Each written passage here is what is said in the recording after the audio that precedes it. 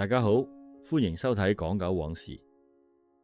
敦煌酒樓呢個名喺8、90年代嘅香港幾乎係排場同體面嘅代名詞。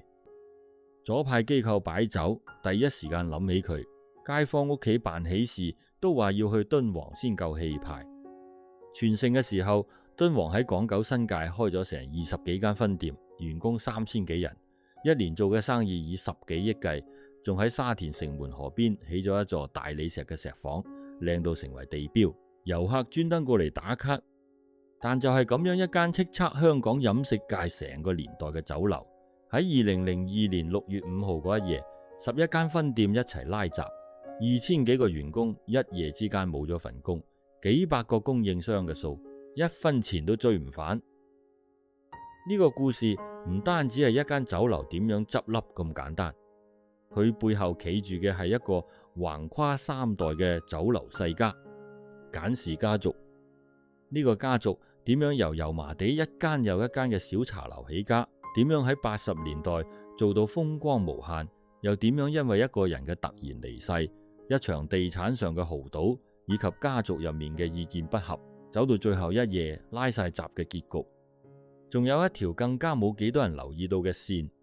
呢個家族入面有人一生都緊跟住嗰個年代嘅政治大潮，亦有人喺人到中年之後轉咗去信一樣完全唔同嘅嘢，最後帶住爭議喺香港孤獨咁走完人生最後一程。呢個故事就由油麻地嗰間舊式茶樓開始講起。要講敦煌，一定要由第一代掌舵人簡奕雲講起。因為敦煌唔係憑空冒出嚟嘅一盤生意，佢係一個已經喺油尖旺一帶紮根咗幾十年嘅酒樓世家，去到第二代先至開花結果嘅成果。簡奕雲30、40年代嗰陣，已經喺油麻地一帶開咗好幾間以雲字起頭嘅舊式酒樓，喺當時嘅油尖旺一帶叱咤一方。嗰個年代嘅茶樓同而家嘅酒樓唔係同一回事，茶客一盅兩件。有人仲會帶住雀籠上茶樓，一邊飲茶一邊賞雀。茶樓係街坊社交嘅公共空間，多過單純食嘢嘅地方。簡奕雲就係喺呢種舊式茶樓文化入面，一手一腳打拼出屬於簡家嘅一片江山。簡家嘅生意一代傳一代，去到70年代交到咗長子簡煥章手上。如果講簡奕雲係奠基者，咁簡煥章就係真正將簡家酒樓生意發揚光大，推上香港飲食界巔峰嘅人。簡煥章接手家族生意之後，冇滿足於守住油麻地嗰幾間老鋪。1977年10月25號，佢聯同茶葉、凍肉、海味呢幾門生意嘅供應商，成30、40人夾埋喺油麻地彌敦道嘅一幢商業大廈度開咗第一間敦煌酒樓。呢個名一開始就唔係隨便揾嚟嘅，換大也，黃成也。敦煌本身係絲綢之路上一個曾經極度繁盛嘅河西重鎮，簡煥章將呢個名擺上招牌，配埋敦煌壁畫、飛天女神嘅裝飾，一開始就同滿街嗰啲叫茶樓、茶居嘅樸素鋪名唔同調，擺明車馬要做啲有氣派、有檔次嘅嘢出嚟。當時業界唔係太睇好呢盤生意。地點唔算特別好，一班投資者又多數係供應商出身，唔係正經八本做酒樓出身嘅老行尊。但簡煥章打嘅牌好精準，酒店式服務，平民化收費。以前淨係高級酒店先有嘅服務水準，佢擺到大眾消費得起嘅價錢度，俾普羅街坊都享受得到。加上出品同服務都夠班，敦煌就咁樣喺一片唔睇好嘅聲音入面，硬生生殺出條血路，將香港人飲茶嘅習慣都改寫咗一次。有一樣嘢係簡煥章成個人成功嘅關鍵，佢嗰種鮮明到不能再鮮明嘅政治立場，同埋佢喺呢方面建立出嚟嘅人脈網絡。簡家早年已經係立場親共嘅一批人，簡煥章亦不例外，而且佢將呢種立場擺到明明白白。據識得佢嘅人講，簡煥章嘅態度好清楚，每年只接11國慶嘅酒席、雙十國慶嘅酒席，一律唔接。喺嗰個左右壁壘分明嘅年代，呢一份鮮明嘅立場反而為敦煌帶嚟源源不絕嘅客源。唔少親北京嘅工會、社團、中資機構，逢有活動飯局，第一時間就諗起敦煌。油麻地嗰間敦煌旗艦店喺員工心目中嘅地位，甚至去到俾人尊稱為祠堂嘅程度。逢年過節，員工翻嚟拜山咁翻嚟聚舊，老闆親自出嚟同啲後生仔打招呼，一派家長式嘅溫情。簡煥章仲有另一樣嘢係體育，佢長年做豫園體育會嘅班主之一。1965年，豫園首次攞到香港甲組聯賽冠軍，同年更加以銅章足球隊名義北上訪問京滬穗三地。銅章呢兩個字取自豫園三位首長顏同真、簡煥章、戴烈章，名字入面各一個字，夾埋成為球隊嘅名。喺嗰個中華人民共和國仲未係國際足協會員，球員北上隨時會俾人判終身停賽嘅高風險年代，呢一次北上冒險可以話係拎住成班球員嘅前途去搏，硬生生打開咗香港同內地足球界交流嘅第一道門，而背後仲有霍英東出資支持。呢一次冒險令簡煥章喺北京眼中嘅分量又重咗幾分。有咗呢一層政治資本同人脈網絡做後盾，加上敦煌出品同服務本身都夠班，簡煥章嘅酒樓生意喺80年代一路擴張，冇幾耐就成為咗香港飲食界數一數二嘅名字。80年代可以話係簡家最風光嘅一段日子。1980年，敦煌收購咗油麻地吳涌街嘅萬壽公菜館。1984年，喺北角英皇道嘅新都城大廈開分店，呢間鋪無論係面積、員工人數定係顧客量，都係集團各店之冠。之後隨住營業額年年上升，敦煌大舉擴張，分店由柴灣、旺角、太子、紅磡、長沙灣一路開到新蒲崗、牛池灣、九龍灣、藍田、將軍澳、沙田、馬鞍山、大埔、粉嶺、元朗、屯門、青衣、荃灣，仲有一間開到廣州去。全盛時期，敦煌至少有20間分店，有講法話最高峰去到成30間，員工總數去到3000幾人，一年做嘅生意最高峰去到15億港元。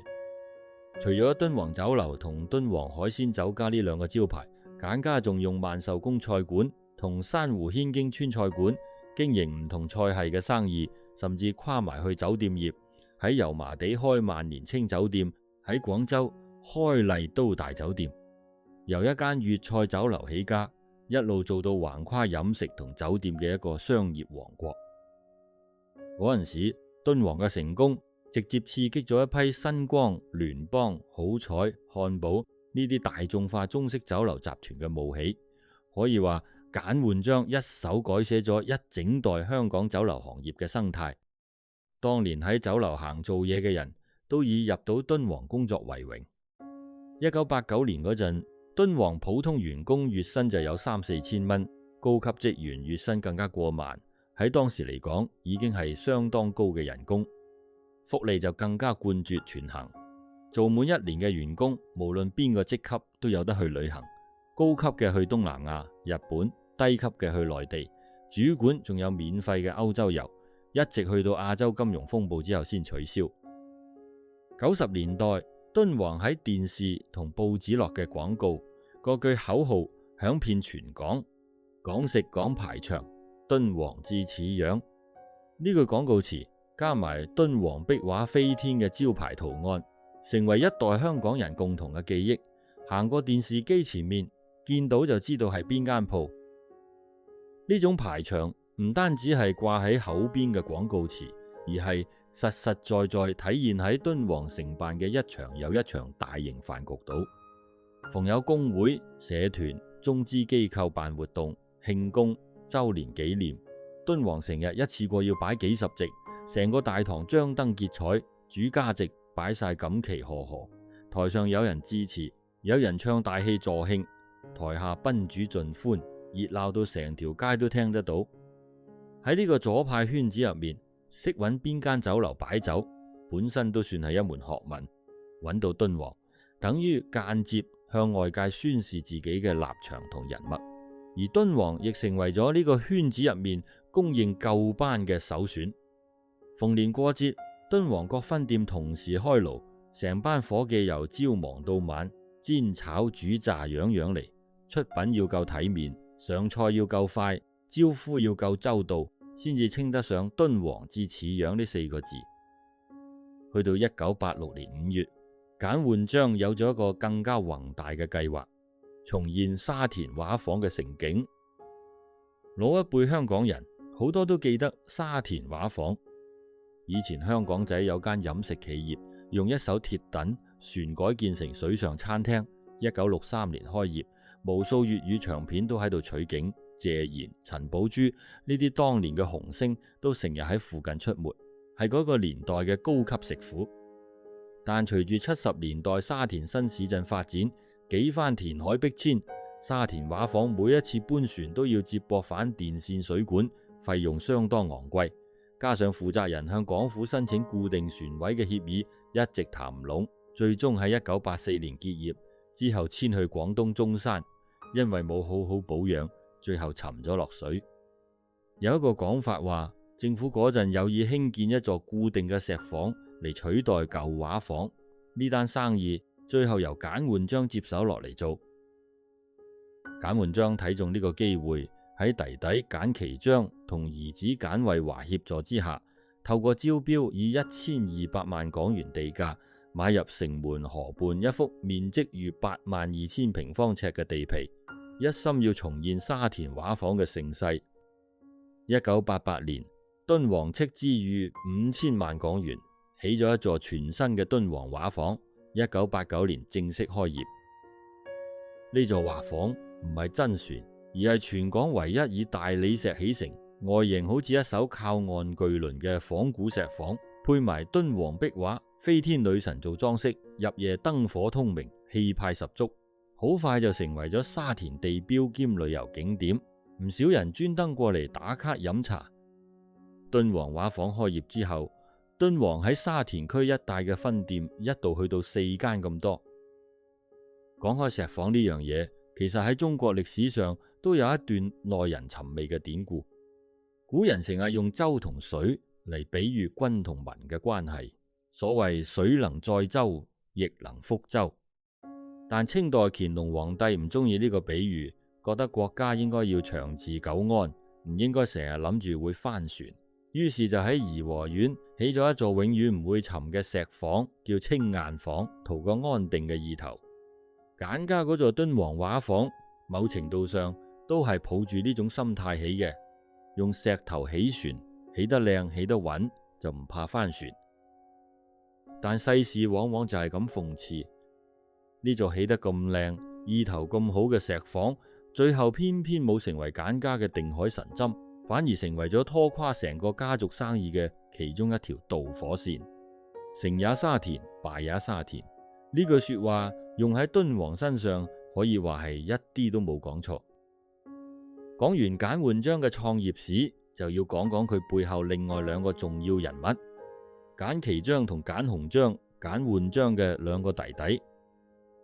簡其章一直協助大佬打理酒樓生意，喺敦煌畫舫嗰單招標買地嘅項目度，佢已經有份出手幫忙。喺簡煥章仲喺度嘅年代，簡其章嘅角色多數係執行同協助，成個決策權基本都握喺大佬手上。呢種一人拍板嘅管理模式喺簡煥章嘅年代，好處係效率極高。簡煥章睇準嘅事可以好快落實，敦煌先至能夠喺短短10幾年之間，由1間鋪擴張到20幾間。但呢種模式亦有一個致命嘅隱患，一旦大佬突然唔喺度，成個決策系統就會瞬間癱瘓，因為冇第2個人有過實際操盤一間龐大集團嘅經驗。而簡煥章嘅獨生子簡惠華就係喺呢種大佬話事嘅環境入面長大嘅。到咗沙田畫舫呢單招標買地嘅大項目，簡惠華已經有份參與，可以話係簡煥章有意栽培呢個兒子，想佢跟埋成個大項目由頭做到尾，學識點樣操盤一盤咁大嘅生意。但栽培始終需要時間。簡惠華嗰陣仲係一個協助嘅角色，從未試過獨立話事，更加未試過喺冇咗老豆拍板嘅情況之下，自己一個人揸旗。呢個隱患喺1997年終於爆發出嚟。不過我哋先按下不表，因為要先講下簡煥章另一個弟弟簡鴻章嘅故事。簡鴻章70年代中喺香港中文大學崇基學院數學系畢業之後赴美攻讀，攞到哈佛大學碩士學位。返香港之後冇加入家族生意，反而入咗左派報章《文匯報》做嘢。喺80年代嗰陣，可以話簡鴻章同佢大佬簡煥章一樣，都係鮮明企喺左派陣營嗰一邊嘅人。但簡鴻章嘅人生喺1989年出現咗一個轉折點。本身佢對社會主義係充滿憧憬嘅，一直以為自己所信奉嘅呢一套係真正為國為民嘅理想。但當80年代尾嘅北京風波發生之後，簡鴻章大受打擊，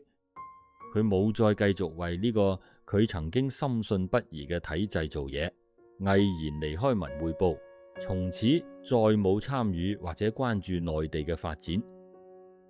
離開文匯報之後，簡鴻章轉職去一間叫當代嘅雜誌做嘢，之後又轉去研究哲學同佛學，仲試過全職炒股，成個人好似喺人生嘅十字路口度打轉，揾緊一樣可以令自己重新安定落嚟嘅嘢。就喺呢段人生轉型期，佢經朋友介紹睇咗一啲書之後，突然醒覺，覺得要放低名利。1996年，簡鴻章開始修煉法輪功。呢一年值得記落嚟，因為呢一年同時都係簡家酒樓生意開始出現變化嘅一年，亦係簡煥章走到人生最後一年嘅前一年。一個家族入面，兩條命運嘅軌跡就喺呢個時間點悄悄開始分叉。一個曾經喺文匯報做過嘢、篤信左派理想嘅人，最後揾到嘅安身之所，竟然係一個日後同北京關係徹底決裂嘅信仰團體。1997年11月，簡煥章病逝。呢一年對成個香港嚟講都係風起雲湧嘅一年。7月主權移交，年尾又爆發亞洲金融風暴。而對簡家嚟講，最沉重嘅打擊係嗰個成日拍板、成日話事，將成個敦煌帝國一手帶大嘅大佬突然唔喺度咗，繼承權落到兩個人身上。簡煥章嘅兒子簡惠華同簡煥章嘅弟弟簡其章。問題係，據多方講法，呢兩個人都算得上係外行。簡惠華雖然喺敦煌畫舫嘅項目度已經有份參與，但從未真正獨立操盤過成個集團。簡其章長年做嘅係執行同協助嘅角色，一樣冇真正話事嘅經驗。呢一叔一侄喺一個龐大商業帝國突然冇咗大佬嘅情況之下，硬食咗成個決策權。而更加不幸嘅係，呢一叔一侄喺經營理念上意見唔合。簡其章接手之後，推行所謂管理現代化，大開各種行政部門，財務、宣傳、工程、採購、人事，樣樣都獨立成部門，將以前簡煥章一個人拍板嘅嘢分拆成一層又一層嘅架構。呢個初衷未必係錯，一個咁大嘅企業，理論上確實需要更完善嘅管理架構。但對於成班跟咗簡煥章10幾20年嘅老員工嚟講，呢種轉變感受就好唔同。以前有咩要拍板，一句說話，一個電話，老闆嗰邊好快就有答覆。而家要填表格，要經過唔同部門審批，一件本來半個鐘就搞掂嘅事，可能要拖成幾日。有啲老員工私底下都搖頭，講以前個祠堂入面嗰種一家人嘅感覺，好似慢慢都變咗味。呢一輪現代化令開支大增，而當時正正係敦煌生意開始下滑嘅時候，多咗嘅支出令情況百上加斤。更加要命嘅係一單發生喺沙田畫舫身上嘅內部交易。簡其章獨身獨勢，策劃以對數形式購入沙田畫舫。即係將呢座豪華石舫由酒樓集團嘅名下轉到簡氏家族股東嘅名下。呢個操作嚴重削弱咗公司嘅資金營運周轉，幸好最後遭簡惠華反對而終止，但據講已經元氣大傷。曾經係簡家驕傲，被簡煥章當成定海神針咁起嘅呢座石舫，去到第二代人手上，竟然變成一叔一侄互相角力嘅棋子。呢座起得再靚嘅船，都保唔到成個家族免於內耗。叔侄兩個人為咗畫舫嘅歸屬而角力，一個想將資產轉移落自己人袋度，一個企出嚟反對，成個集團嘅決策系統就喺呢種內耗入面白白蝕走大量時間同資源。而當時嘅香港正正係亞洲金融風暴過後百業待興，最需要一個清晰果斷嘅領導者嘅時候，命運冇俾簡家呢個機會。1996到1997年，泡沫經濟嘅頂峰，敦煌管理層做咗一個日後證實係致命嘅決定，喺物業市道最高位嗰陣，一口氣掃入4個大型鋪位物業：新蒲崗越秀廣場、旺角聯合廣場、將軍澳維安商場同大埔昌運中心。同一時間，集團仲急住擴充分店。嗰陣市場對敦煌資產嘅估值高到幾乎令人眩暈，單單一座沙田敦煌畫舫就試過有人開價4億港元收購，但大股東揸住唔放，唔願意割愛。跟住1997年下半年，亞洲金融風暴正式爆發，樓價同資產價格斷崖式插水，成個經濟長期未能翻身。敦煌高位買入嘅嗰4個物業好快淪為負資產。集團酒樓生意額由90年代初每年12-13億港元，跌到風暴之後每年只有9億。估值4億嘅敦煌畫舫，最後只以1億6千萬賤賣，跌幅足足超過60%。之後陸續有分店結業或者轉手。講食講排場，敦煌至此樣呢句響咗成10幾年嘅口號，去到呢一刻喺資產負債表面前一點都唔頂用。去到1999年，呢個龐大嘅飲食集團已經要靠拖欠租金度日，單單北角嗰間敦煌就俾業主入稟法庭追討逾1400萬港元嘅欠租同雜費。而喺呢場商業危機悄悄發酵嘅同時，簡家入面仲有一場更加深層嘅裂變正喺度慢慢展開。據法輪功一邊嘅媒體講法，1996年簡鴻章開始修煉法輪功之後，簡家同北京嘅關係開始逐步疏遠。特別係1999年中共開始打壓法輪功之後，敦煌嘅生意受到咗影響。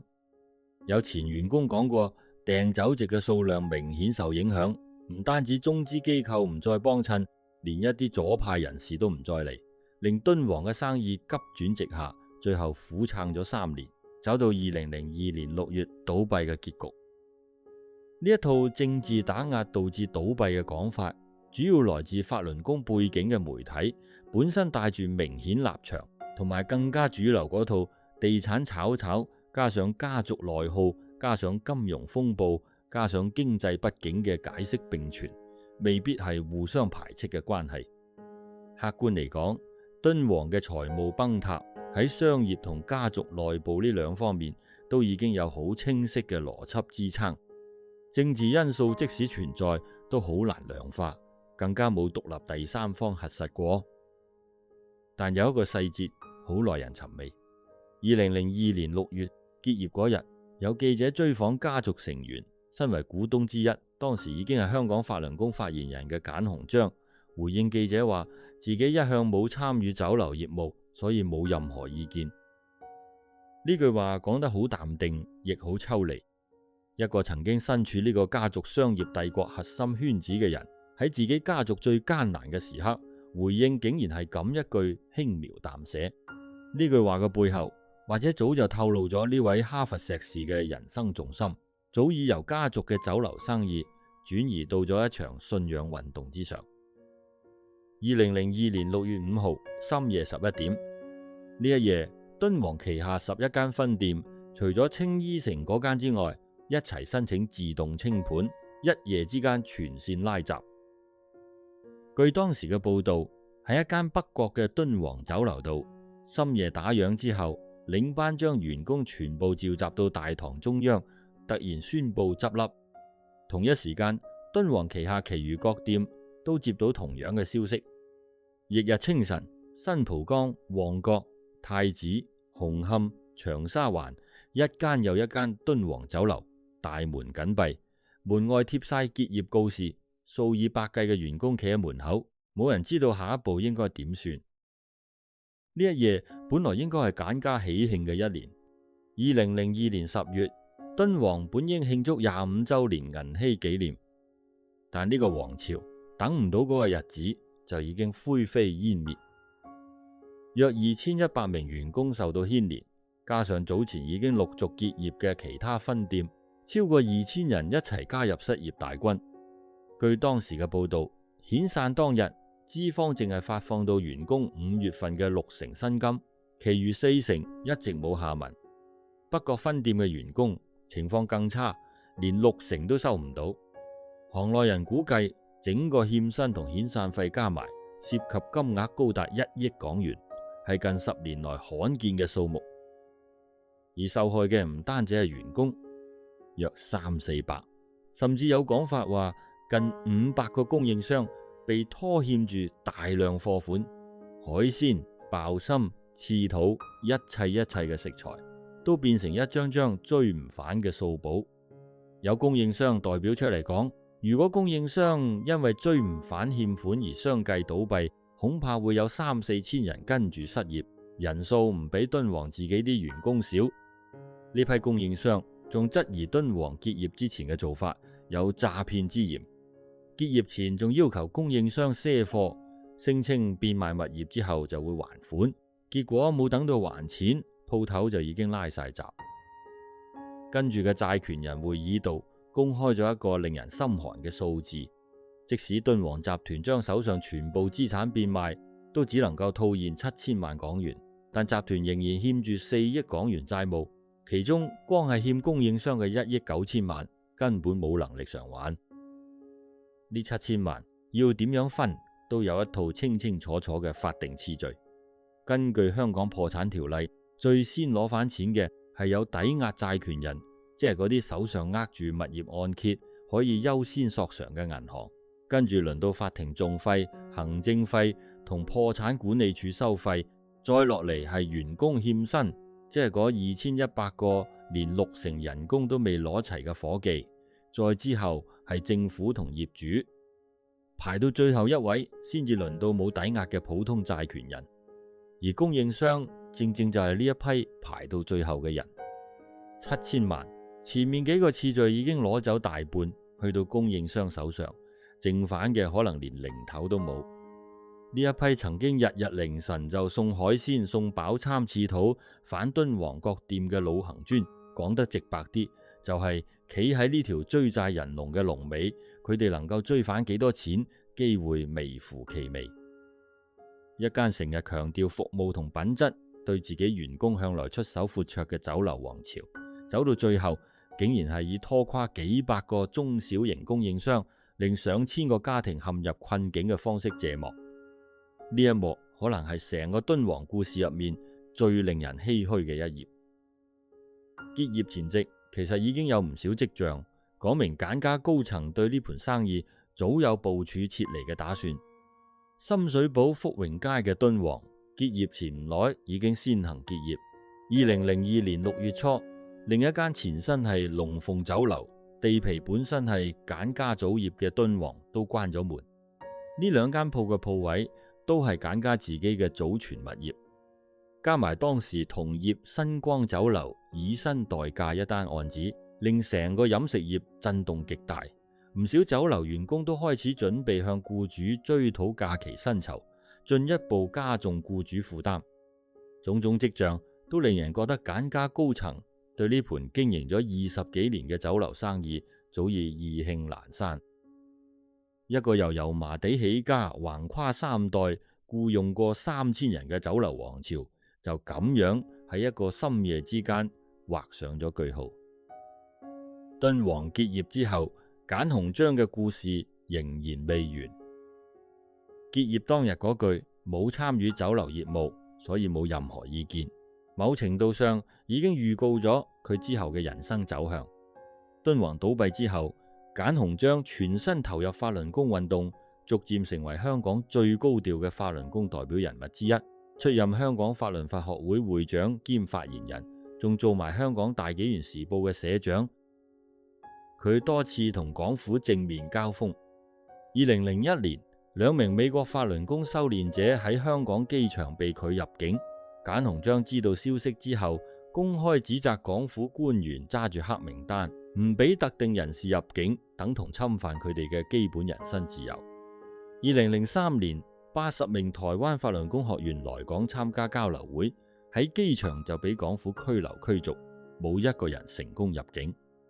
當中一部分學員之後同簡鴻章聯名入稟，控告港府違法。呢單案成為咗首宗台灣民眾入稟控告香港政府侵害人權嘅案件。喺當時嘅兩岸關係入面，都算係一單相當有分量嘅法律事件。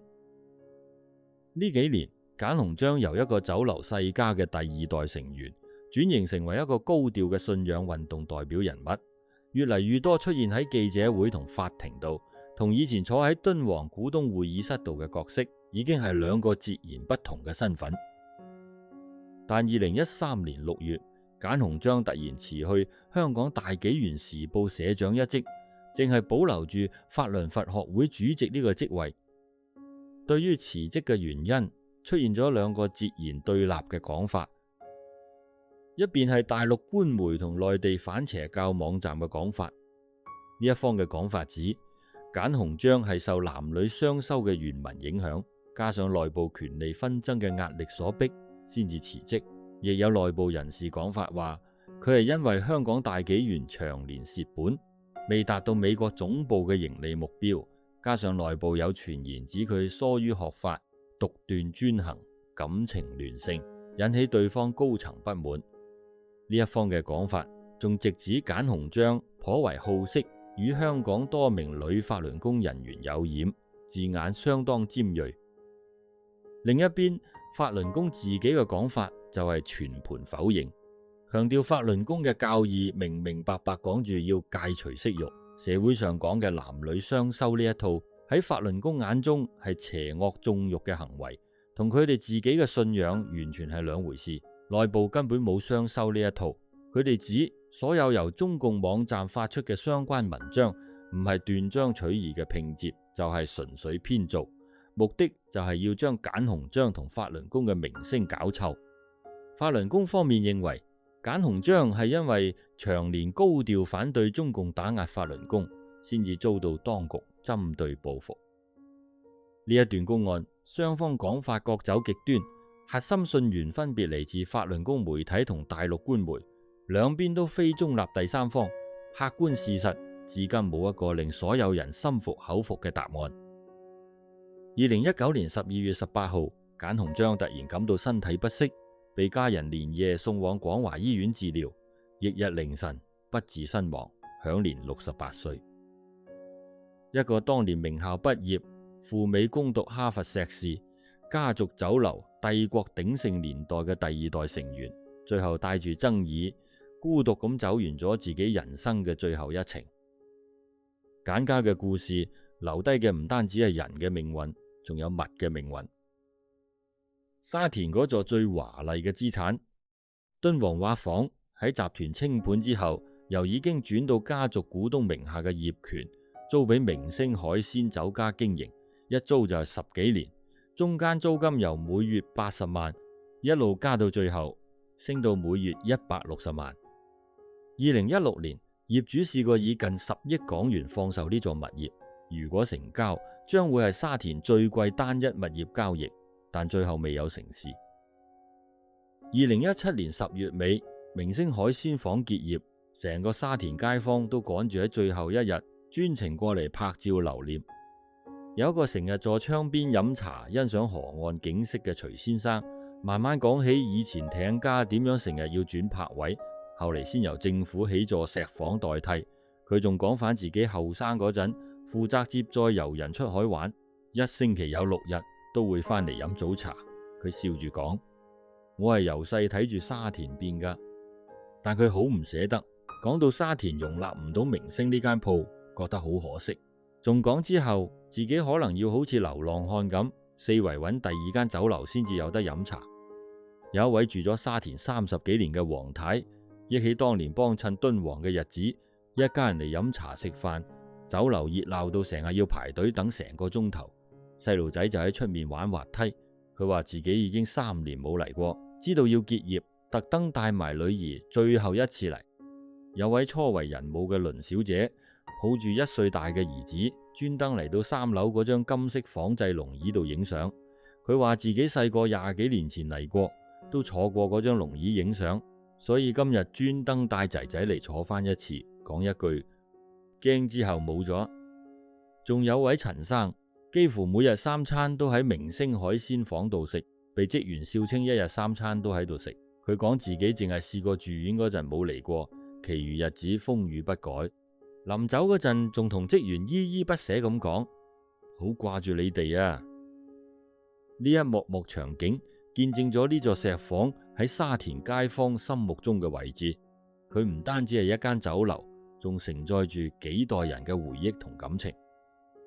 2017年結業之後，由一間婚宴公司以每月115萬租埋，斥資近半億港元大翻身。2018年5月1號試業，6月6號正式開幕，改名做水中天。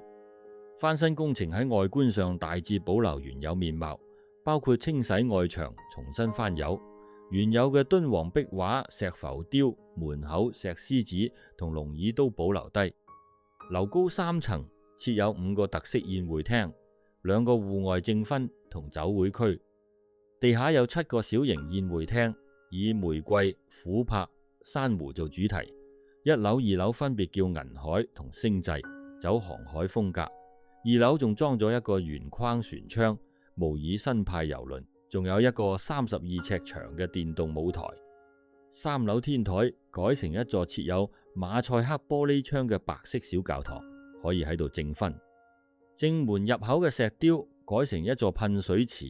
而原先空置嘅露天平台就變成咗證婚花園，擺咗座白色涼亭，專門俾新人證婚用。昔日左派飯堂嘅旗艦搖身一變，成為咗新人證婚擺酒嘅浪漫地標。曾經承載住簡煥章一手打造嘅商業王朝，又曾經係家族內耗角力嘅棋子嘅呢座石舫，最後以一個截然不同嘅身份喺沙田城門河畔繼續屹立落去。呢座石舫可以話係簡家留俾香港最具體亦最有詩意嘅一件遺物。至於人，簡奕雲、簡煥章兩代人都已經作古，簡其章同簡惠華喺敦煌清盤之後就慢慢淡出咗公眾視線。由油麻地一間又一間以雲字起頭嘅舊式茶樓，到彌敦道嗰第一間敦煌，到沙田城門河畔嗰座大理石畫舫，到最後成10幾間鋪一齊拉閘，簡家用咗25年寫完咗自己成個王朝嘅興衰史。而喺呢場商業浮沉背後，仲有一條更加安靜亦更加令人唏噓嘅暗線。一個原本鮮明企喺同一陣營嘅家族，去到第2代竟然會喺信仰同人生取向上走出2條截然唔同嘅路。有人一生緊跟大潮，做到風生水起，有人中年轉身投入一個完全唔同嘅信仰世界，最後帶住爭議喺香港畫上人生句號。呢2條路究竟邊條先係對，邊條先係錯，或者根本冇一個人可以講得清楚。只可以講喺香港呢個彈丸之地，一個由3代人辛苦經營出嚟嘅酒樓王朝，最後留低嘅唔只係一座改名做水中天嘅石舫，仲有一個關於人性、命運同信仰嘅故事，值得每一個聽完嘅人靜靜咁回味一陣。今日嘅故事就講到呢度，歡迎訂閱、讚好同轉發，我哋下期再見。